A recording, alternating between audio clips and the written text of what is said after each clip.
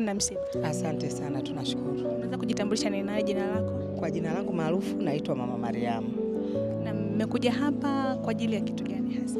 Hapa tumekuja kwa ajili ya msiba mkubwa wa baba yetu wa imani, Obedi Chembe. Unaweza kumwelezea vipi katika maisha ya uhai wake mlivyoishi naye? Alikuwaje? Huyu baba kwa kweli, kwanza tunamtukuza Mungu kutokana na kazi yake njema ya kimungu aliyoifanya toka akiwa kijana. Mimi nimemfahamu akiwa bado ni mtu mzima kabisa, na ndo anaanza huduma hapa, na alikuwa na huduma ambayo ilikuwa ni ndogo kabisa, lakini alianza nayo na alipambana nayo, na nina imani kwa mji wa Tunduma ndo mchungaji wa kwanza mwenye imani za Kipentekoste. Ndio, kwa hiyo tulikuwa pamoja naye hapa na nilishiriki hapa na nilisali hapa.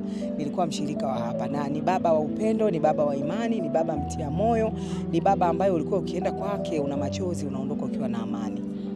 Unaweza kaniambia neno lake la mwisho ambalo hutaweza kulisahau alilokuacha nalo kwenye ufahamu wa akili yako ni lipi hasa?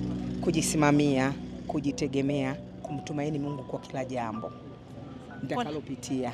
Pole sana. Asante sana, nashukuru sana. Asante, nashukuru sana. Asante sana. Asante.